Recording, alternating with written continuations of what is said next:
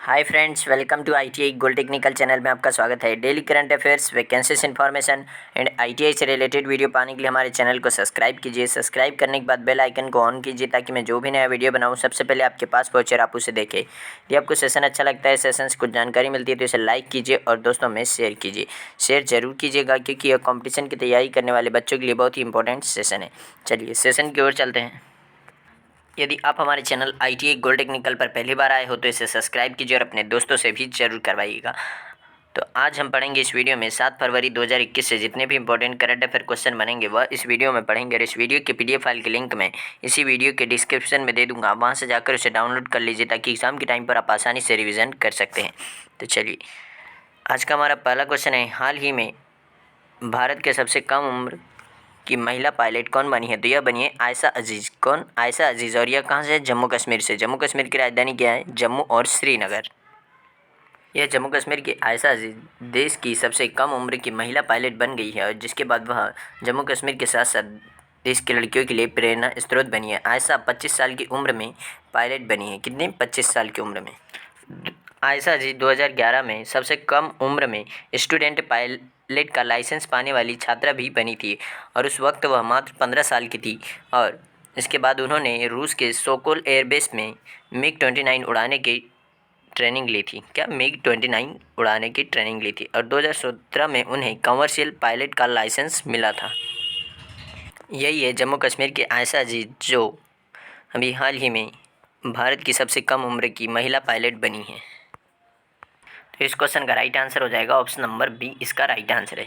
चलिए next question की ओर चलते हैं। नेक्स्ट क्वेश्चन है, हाल ही में आई रिपोर्ट के अनुसार ब्रॉड गेज को 100% विद्युतीकरण करने का लक्ष्य कब तक के लिए रखा गया है? तो इस क्वेश्चन का राइट आंसर है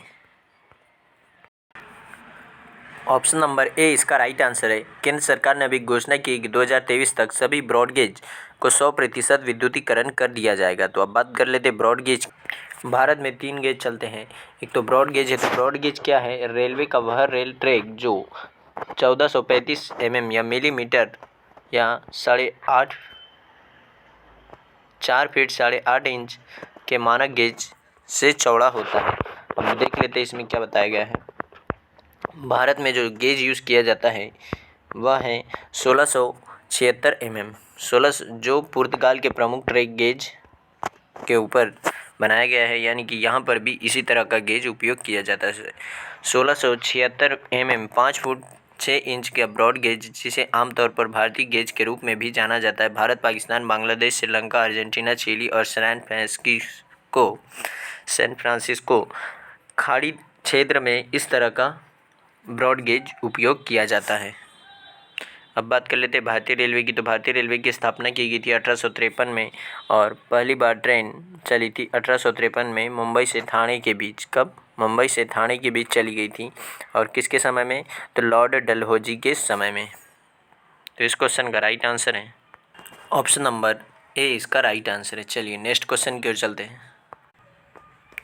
हाल ही में आई रिपोर्ट के अनुसार किसने रिहायशी स्कूलों और हॉस्टलों का नाम बदलकर नेताजी सुभाष चंद्र बोस रेसिडेंशियल रखा जाएगा? तो यह 1100 स्कूलों और हॉस्टलों का नाम बदलकर नेताजी सुभाष चंद्र बोस जी के नाम पर रखा जाएगा। शिक्षा मंत्रालय जो कि 2020 के पहले एचआरडी मिनिस्ट्री हुआ करता था, अभी वह शिक्षा मंत्रालय और उसके अनुसार देश के 383 रिहायशी स्कूलों एवं 680 हॉस्टलों का नाम बदलकर नेताजी सुभाष चंद्र बोस रेसिडेंशियल स्कूल रखा जाएगा। और यह सभी विद्यालय शिक्षा मंत्रालय की समग्र शिक्षा योजना के तहत वित्त पोषित है, यानी कि इन्हें सभी विश्वविद्यालय को शिक्षा मंत्रालय के द्वारा वित्त मिलता है। तो इस क्वेश्चन का right answer option number A, इसका राइट है। चलिए नेक्स्ट क्वेश्चन की ओर चलते हैं। नेक्स्ट क्वेश्चन है, हाल ही में कोविड-19 के 5 लाख टीकों को पूरा करने वाला देश का पहला राज्य कौन सा बना है? तो यह उत्तर प्रदेश बना है। तो उत्तर प्रदेश की राजधानी है लखनऊ जो गोमती नदी के किनारे है और उत्तर प्रदेश के चीफ मिनिस्टर है योगी आदित्यनाथ, जिनका मूल नाम है अजय सिंह बिष्ट। और यहाँ पर राज्यपाल है, कौन है यहाँ पर राज्यपाल? आनंदीबेन पटेल। और सबसे ज़्यादा लोकसभा सीटें भी उत्तर प्रदेश में ही कितनी हैं? 404।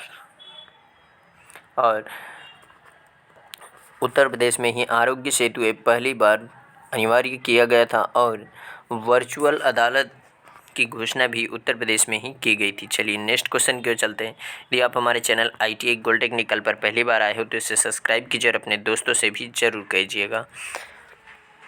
हाल ही में प्रधानमंत्री नरेंद्र मोदी ने किस राज्य के हाईकोर्ट पर डाक टिकट जारी करने की घोषणा की है? यह गुजरात हाईकोर्ट, गुजरात का जो हाईकोर्ट है इसके ऊपर अभी प्रधानमंत्री नरेंद्र मोदी जी ने एक डाक टिकट जारी करने की घोषणा की और यह आज नहीं 6 तारीख को किया गया है। गुजरात की राजधानी है गांधीनगर और इस राज्य का गठन किया गया था 1 मई 1960 को। कब? 1 मई 1960 को। और यहाँ पर राज्यपाल है आचार्य देवव्रत, मुख्यमंत्री विजय रूपाणी और विधानमंडल एक सदनीय यानी विधानसभा जिसमें 182 सीटें, कितनी? 182। और सौर ऊर्जा के उत्पादन के मामले में गुजरात राज्य पहले स्थान पर है। और अब बात कर लेते हैं गुजरात की। तो गुजरात की सीमा लगती है पाकिस्तान देश से। किससे? पाकिस्तान से गुजरात की सीमा लगती है। राज्यों में राजस्थान से, मध्य प्रदेश से और महाराष्ट्र से इसकी सीमा लगती है और दमन दीव से भी सीमा लगती है। तो इस क्वेश्चन का राइट आंसर हो जाएगा ऑप्शन नंबर ए, इसका राइट आंसर है। चलिए नेक्स्ट क्वेश्चन की ओर चलते हैं। नेक्स्ट क्वेश्चन है, हाल ही में कहाँ पर वाहन स्क्रैप करने में डबल सब्सिडी दी जा रही है? तो यह दिल्ली। इसका right answer option number D, वाहन स्क्रैप, जो पुराने वाहन हैं उन्हें स्क्रैप करने पर डबल सब्सिडी दी जा रही है। और इलेक्ट्रिक वाहन खरीदने पर यहाँ पर ना तो रोड टैक्स देना होगा और ना ही पंजीयन के लिए पैसा लगेगा। और इसमें 1.5 लाख, कितनी? 1.5 लाख रुपए सब्सिडी भी दे रही है दिल्ली सरकार। और इसी का नाम रखा है अभी दिल्ली सरकार ने स्विच अभियान। किसके लिए? इलेक्ट्रिक वाहन खरीदने के लिए। और वाहन स्क्रैपिंग के लिए भी डबल सब्सिडी दी जा रही है। और दिल्ली के केजरीवाल सरकार ने अभी यह घोषणा की है कि 2023 तक वह 25% अपने यहाँ पर इलेक्ट्रिक वाहन उपलब्ध करवा देगी, या फिर दिल्ली में 25% वाहन इलेक्ट्रिक वाहन होंगे। तो बात कर लेते हैं दिल्ली की।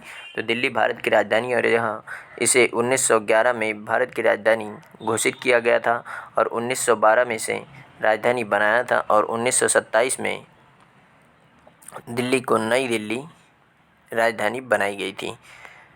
तो इस क्वेश्चन का right answer option number D. और यहाँ पर उपराज्यपाल हैं अनिल बैजल। कौन है? अनिल बैजल। तो इस क्वेश्चन का right answer option number D. चलिए नेक्स्ट क्वेश्चन की ओर चलते हैं। नेक्स्ट क्वेश्चन है, हाल ही में आई रिपोर्ट के अनुसार प्रधानमंत्री के द्वारा जो योजना लॉन्च की गई थी PMKVY, प्रधानमंत्री की कौशल विकास योजना के तहत 2021 तक कितने करोड़ लोगों को ट्रेनिंग दी गई है? तो इस योजना के तहत 1.07 करोड़ लोगों को ट्रेनिंग दी गई है। जो वोकेशनल ट्रेनिंग थी, यह PMKVY योजना के तहत 1.07 लोगों को ट्रेनिंग दी गई है। ट्रेनिंग देकर इन्हें रोजगार के लिए तैयार किया गया है। इस क्वेश्चन का right answer option number B. चलिए नेक्स्ट क्वेश्चन की ओर चलते हैं। नेक्स्ट क्वेश्चन है, हाल ही में किस राज्य सरकार ने किसानों को 12,110 करोड़ रुपए का कर्ज माफ़ किया है? तो यह अभी 12,110 करोड़ रुपए का कर्ज माफ़ किया है तमिलनाडु राज्य सरकार ने किसानों का। और इसमें कितने किसानों का यह कर्ज माफ़ किया जा रहा है? तो यह 16.43 यानी कि 16 लगभग 16.5 लाख लोगों का कर्ज माफ़ किया जा रहा है। तो इस क्वेश्चन का राइट आंसर है तमिलनाडु। तो अब बात कर लेते हैं तमिलनाडु की। तो तमिलनाडु की राजकीय भाषा है तमिल और यह दुनिया की सबसे पुरानी भाषा है। और इस राज्य का गठन किया गया था 26 जनवरी 1950 को। कब? 26 जनवरी 1950 को।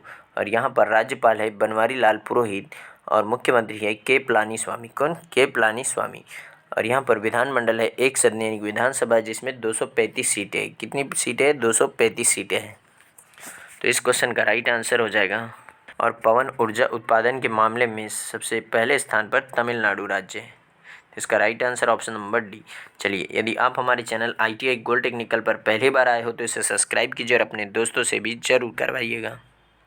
चलिए नेक्स्ट क्वेश्चन है, हाल ही में किस राज्य में देश का पहला तूफान अध्ययन परीक्षण मंच कहाँ बनाया जा रहा है? यह उड़ीसा में बनाया जा रहा है। तो अब बात कर लेते हैं उड़ीसा की।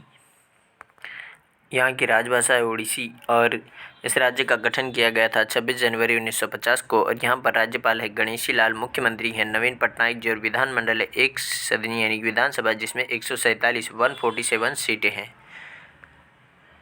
उड़ीसा एक तटीय राज्य है और इसकी सीमा लगती है किसे किसे? तो आंध्र प्रदेश से, तेलंगाना से, छत्तीसगढ़ से, झारखंड से और पश्चिम बंगाल से।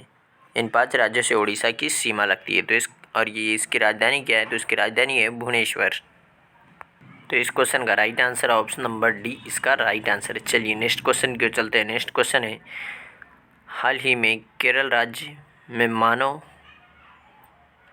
राज्य का पहला मानव मिल्क बैंक कहाँ स्थापित किया जा रहा है? तो यह स्थापित किया जा रहा है केरल के एर्नाकुलम में। यानी कि यहाँ पर जिन भी अनाथ बच्चों को माताओं का मिल्क नहीं मिल पाता है, उन्हें यहाँ पर मिल्क बैंक बनाया जाएगा, मतलब कि यहाँ पर मिल्क बैंक बनाया जाएगा जिसके द्वारा कि अनाथ बच्चों को मिल्क उपलब्ध कराया जाएगा। और यह माताओं का जो मिल्क होता है, इसमें मेन बात यह होती है कि इसमें इम्यूनिटी पावर बूस्टअप करने की ताकत होती है और इसीलिए यह मिल्क बैंक स्थापित किया जा रहा है। कहाँ पर? केरल के एर्नाकुलम में। तो अब बात कर लेते हैं केरल की। केरल की राजकीय भाषा है मलयालम और इस राज्य का गठन किया गया है 1 नवंबर 1956 को। और यहाँ पर राज्यपाल है पी सदाशिवम और मुख्यमंत्री है पिनरई विजयन और विधानमंडल एक सदनीय विधानसभा है जिसमें कि 140 सीटें हैं। तो इस क्वेश्चन का राइट आंसर हो जाएगा ऑप्शन नंबर बी इसका राइट आंसर है। चलिए आज का सेशन यही समाप्त होता है। यदि आप हमारे चैनल ITI गोल्ड टेक्निकल पर पहली बार आए हो तो इसे सब्सक्राइब कीजिए और सब्सक्राइब करने के बाद बेल आइकन को ऑन कीजिए ताकि मैं जो भी नया वीडियो बनाऊं सबसे पहले आपके पास पहुंचे और आप उसे देखें। यदि आपको सेशन अच्छा लगता है, सेशन से कुछ जानकारी मिलती है तो लाइक कीजिए और दोस्तों में शेयर कीजिए। Thank you so much. मिलते हैं नेक्स्ट सेशन में।